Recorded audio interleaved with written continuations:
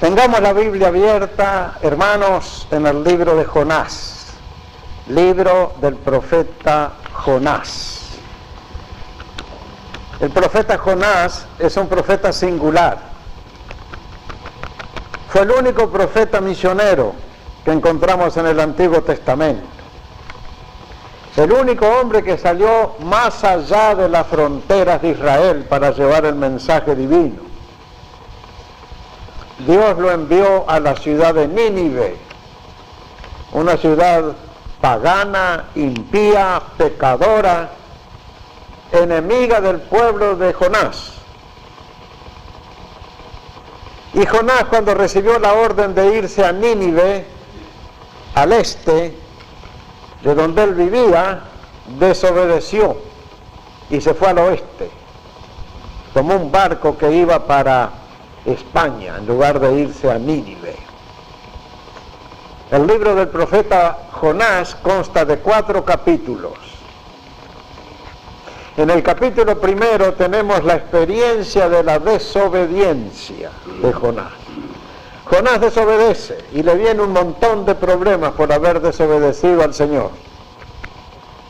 Se metió en un barco, tomó rumbo a España, al puro oeste de la Palestina, se echó a dormir en el fondo del barco y Dios envió una terrible tempestad, una tremenda tormenta marina, que el barco pareció hundirse. Eso fue en el capítulo 1, la experiencia de la desobediencia. En el capítulo 2 del profeta Jonás tenemos la experiencia de la oración. Todo el capítulo 2 es una de las oraciones más profundas de toda la Biblia. Una oración hecha en el lugar más raro que se puede pedir, que se puede imaginar, el vientre de un gran pez. ¿Quién puede orar en el estómago de un pez que se lo ha tragado? Pero no importa el lugar donde uno ora, lo que importa en la oración es la fe en el Señor de amor y de gracia y todopoderoso. El capítulo 3 del libro de Jonás es la experiencia del éxito.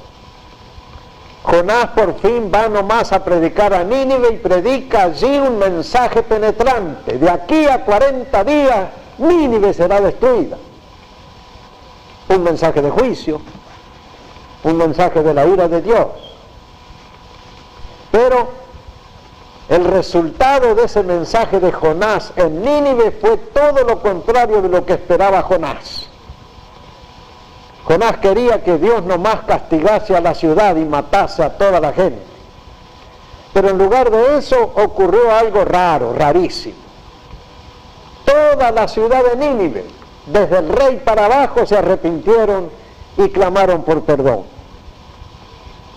Desde el mismo rey de Nínive hasta el último peón del campo, todos se arrepintieron en Nínive. Todos confesaron sus pecados, todos pidieron misericordia.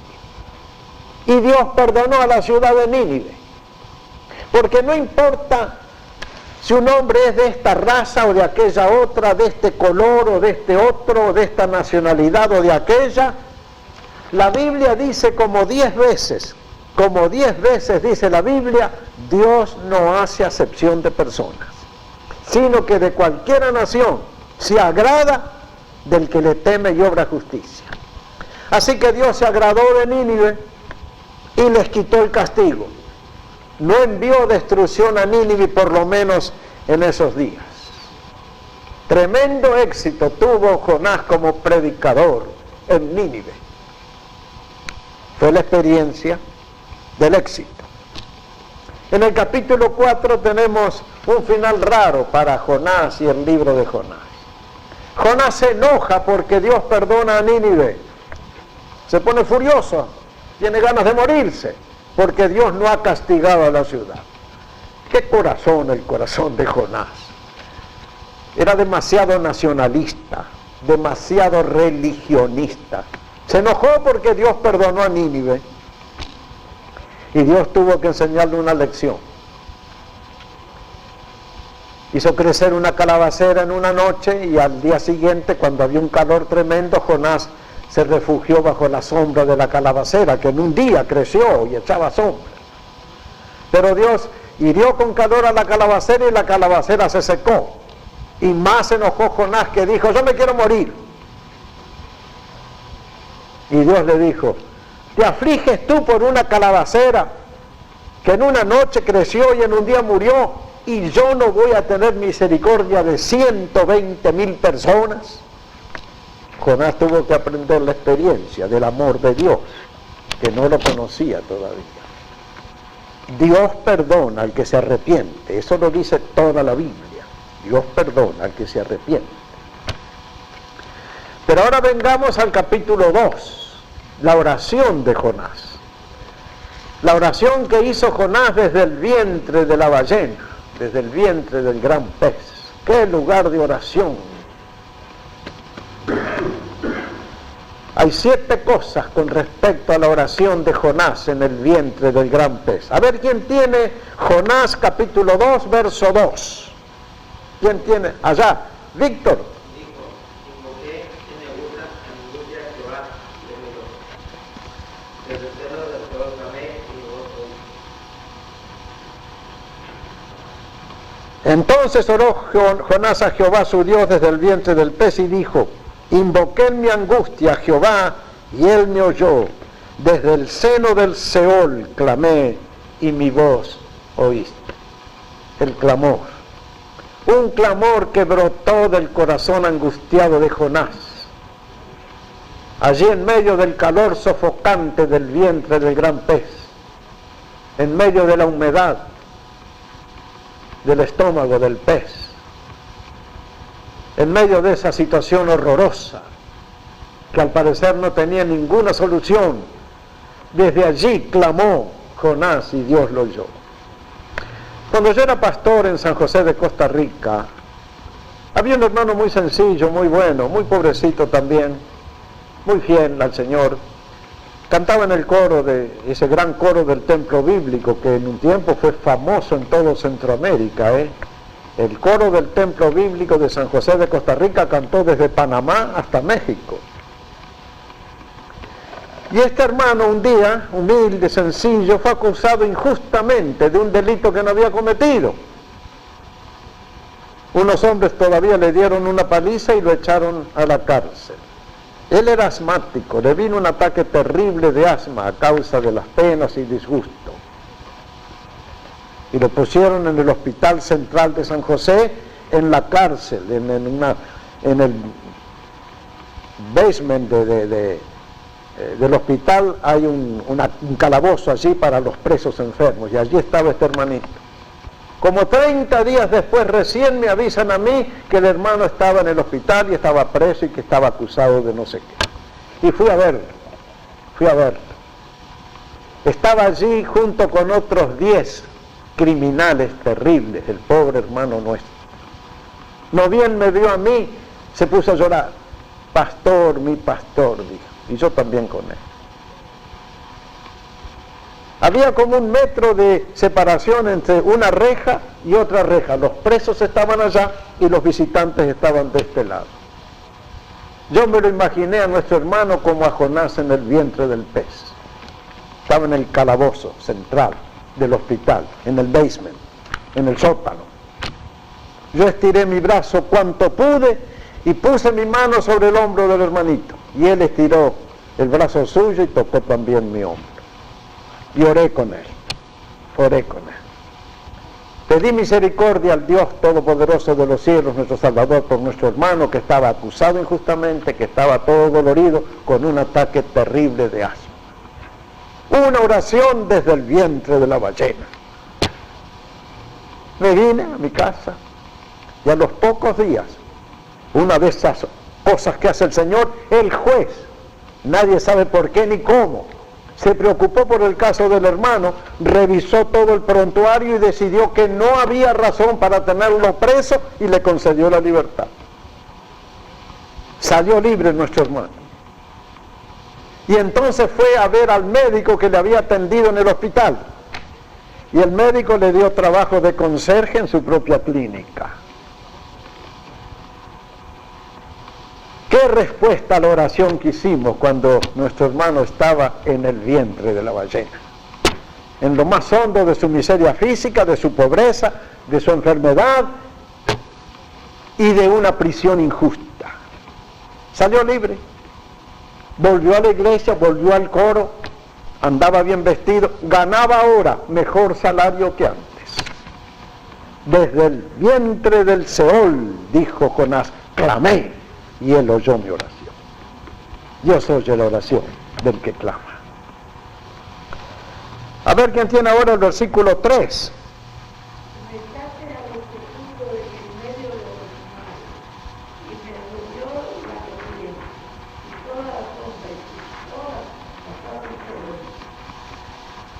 Me echaste a lo profundo, dice Jonás en su oración, en medio de los mares, y me rodeó la corriente. Todas tus ondas y tus olas pasaron sobre mí. Las pruebas que vienen a la vida de cada uno de nosotros. Todos nosotros los que estamos presentes aquí, por alguna prueba estamos pasando. Chica o grande, merecida o inmerecida, pero todos estamos pasando por alguna prueba. Muchas de las cosas que nos suceden, especialmente asuntos de salud, se deben a que nosotros no llevamos un buen régimen de vida y de comida. Otras veces son enfermedades que vienen porque toda la humanidad está enferma. Toda la humanidad está enferma a causa del pecado. A veces son pruebas económicas que nos vienen. Perdemos el trabajo. Pasamos días y días sin poder trabajar, semanas, meses. Las cuentas se acumulan. La carga se hace pesada. Todas tus olas y tus ondas pasaron sobre mí, dijo Jonás. Recordaba posiblemente la tormenta que ocurrió cuando él iba huyendo del Señor. Pruebas, ¿quién no las tiene? Hay hermanos que pasan la vida entera sobre sillas de ruedas. La famosa hermana Carlota Elliot fue paralítica toda su vida. Toda su vida vivió en silla de ruedas, débil, asmática también. Sin embargo, esa mujer escribió muchísimos hermosísimos himnos que están ahora en todos los himnarios de todas las iglesias. En medio de sus pruebas aprendió a cantar y cantó. A ver, ahora, ¿quién tiene el verso 4? ¿Quién? Allí, Isaac Lira. Entonces desechado soy delante de tus ojos, mas aún veré tu santo templo. Entonces dije, desechado soy de delante de tus ojos, mas aún veré tu santo templo. ¿Qué oración hecha en el vientre de una ballena? Él confiaba en que todavía vería el templo de Jerusalén. Hay una confesión aquí de pecado. Jonás reconoce su desobediencia, su pecado, y dice, desechado soy de delante de tus ojos. Confesión de pecado, pero una expresión de fe inmediatamente, pero todavía voy a ver tu santo templo. Y Jonás sueña cuando regresa a Jerusalén, cuando vaya otra vez al templo del Señor, cuando ofrezca un sacrificio por su desobediencia y pecado, y cuando el Señor lo comisione de nuevo para que vaya a cumplir el mandato que no quiso cumplir la primera vez. La fe. La fe del creyente le hace ver cosas que todavía no existen. Esa es la ley de la fe. La ley de la fe es esa. Uno cree en cosas que le van a venir y el Señor se las concede. Y a veces uno da gracias por cosas que todavía no las tiene en la mano, pero seguramente vendrá. Sin fe es imposible agradar a Dios. Porque es menester que el que cree en Dios crea que le hay. Dios recompensa la fe. Dios da cosas que parecen imposibles. Cuando existe la fe, cuando existe la oración, cuando existe el pedido. La oración cambia las cosas. La oración produce las cosas. Cuando Dios le dijo a Abraham que iba a tener un hijo, y no solamente un hijo, sino que miles y miles saldrían de él como las estrellas del cielo, Abraham era viejo de 100 años de edad. Sara, su mujer, era estéril. Sin embargo, ni Abraham ni Sara dudaron de la promesa de Dios, sino que creyeron.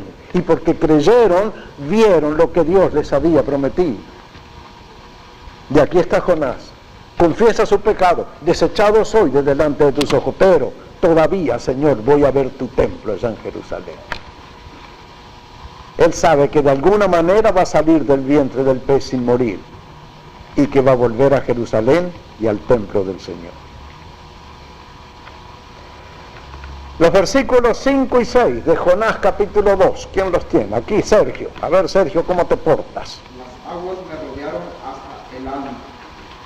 Rodeóme el abismo, el alga se enredó a mi cabeza, descendí a los cimientos de los montes, la tierra echó sus cerrojos sobre mí para siempre. ¿Nos tú sacaste mi vida de la sepultura, oh Jehová, Dios mío? Es el lenguaje de la muerte, es el lenguaje de la sepultura. Las aguas me rodearon hasta el alma, rodeóme el abismo. El alga se enredó a mi cabeza, descendí a los cimientos de los montes, la tierra echó sus cerrojos sobre mí para siempre. Es la tumba, es la sepultura. Mas tú sacaste mi vida de la sepultura, oh Jehová, Dios mío. La historia de Jonás sirvió al Señor Jesucristo para decir, la generación mala y adulterina demanda señal. Porque los judíos le decían a Jesús, haz alguna señal del cielo y creeremos en ti. Jesús les dijo, esta generación mala y adulterina demanda señal, pero señal no les será dada, sino la señal de Jonás, profeta. Porque así como Jonás estuvo en el vientre del pez 3 días y 3 noches, así el Hijo del Hombre estará en el vientre de la tierra 3 días y 3 noches, pero resucitará. La historia de Jonás sirvió al Señor Jesús para decirle al pueblo de Israel que la única señal que Dios les daría a ellos sería la resurrección del Hijo del Hombre, la resurrección de Jesús. Y esa es la grande señal que existe para creer en Jesucristo. Creer que Él vive, que ha resucitado de los muertos y que está en nuestro corazón.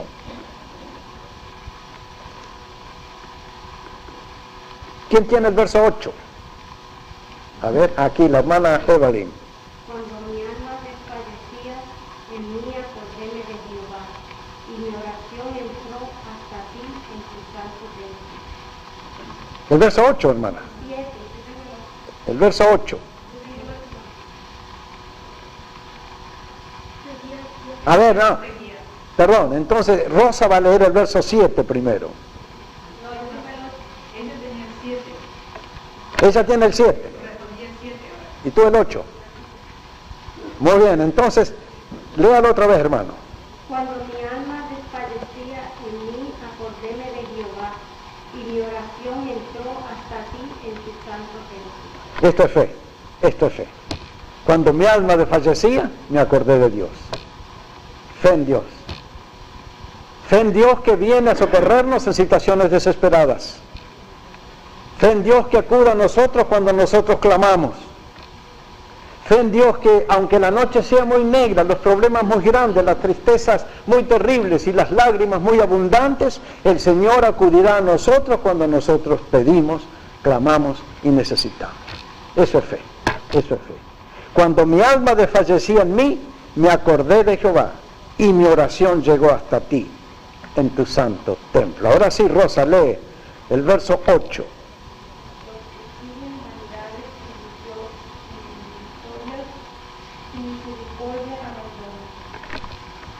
Los que siguen las vanidades de este mundo, los que siguen las sectas falsas, religiones falsas, imágenes inservibles, abandonan la misericordia de Dios y son abandonados de la misericordia de Dios. ¿Cuánta gente diariamente le está pidiendo cosas a imágenes muertas? En el catolicismo romano eso es muy común.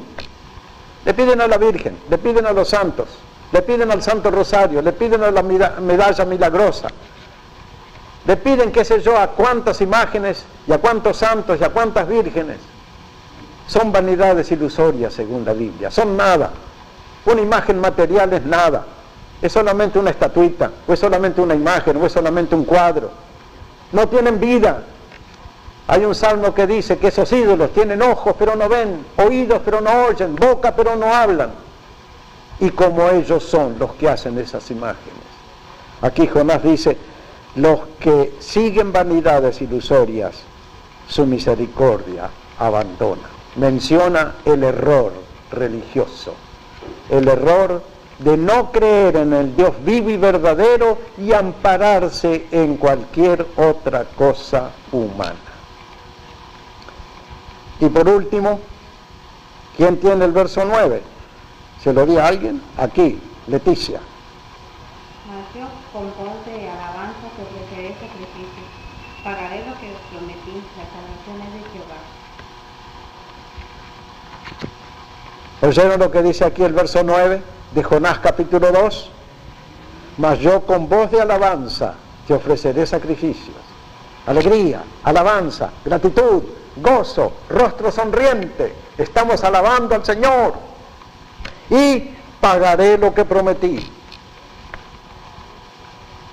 Cuando Jonás se vio en las malas, le prometió algo a Dios. Y cuando salió del vientre del pez, salió de su problema, salió de la situación terrible en que estaba, pagó lo que había prometido. Muchas veces nosotros prometemos y no cumplimos. Muchas veces cuando nos vemos apretados, cuando tenemos algún grave problema familiar o personal, hacemos promesas al Señor, pero luego no cumplimos. Cuando se nos pasa el susto, cuando se nos pasa el problema, cuando se nos alivia la situación, ya nos olvidamos otra vez del Señor. ¿Cuántos hermanos que están en alguna dificultad y piden oración dicen, yo voy a ir a todos los cultos del Señor, no voy a perder ni un solo culto de mi iglesia? Cuando están en la mala, y cuando el Señor los bendice, cuando el Señor los libera, se olvidan de la promesa y hacen cualquier cosa. Jonás dijo, pagaré lo que prometí. Si tú le prometes algo al Señor, cúmplelo. En el libro de Eclesiastés está escrito, nunca hagas promesas. Mejor es que nunca hagas promesas, sino que hagas promesas y no cumplas. Porque Dios no se agrada de los insensatos. Jonás cumplió lo que había prometido. Muchas veces en cultos de consagración pasamos al frente, hacemos una decisión de nuestra vida, queremos servir al Señor mejor, queremos ser más fieles a su iglesia, queremos leer más la Biblia, prometemos no faltar nunca al culto de oración, pero después se nos olvidan las promesas y volvemos a la vida de antes. Eso es insensatez y eso es despreciar la bondad del Señor. Toda promesa que hagamos a cualquier persona y sobre todo al Señor, cumplámosla, porque eso es de buena gente, eso es de buena conducta, eso es de buen cristiano. Así dijo Jonás, pagaré lo que prometí.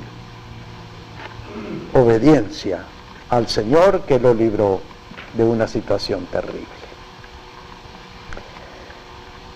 Vamos a orar pensando en la oración tremenda del profeta Jonás. Señor, tú salvaste a aquel hombre que por su desobediencia sufrió la espantosa experiencia de ser tragado por un gran pez. Lo sacaste de un lugar que era como el sepulcro mismo y todavía le diste vida, le diste salud y le renovaste el ministerio para que fuera nomás a predicar a Nínive. Señor, nosotros muchas veces te hemos pedido cosas cuando estábamos en angustia, cuando realmente sentíamos ya las puertas de la muerte abriéndose para nosotros, y tú nos salvaste.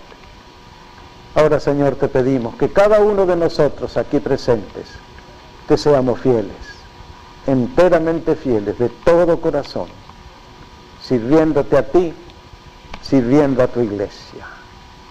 Ayúdanos, Señor, a cada uno de nosotros a cumplir lo que una vez prometimos.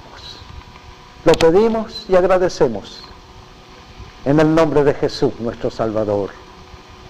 Amén.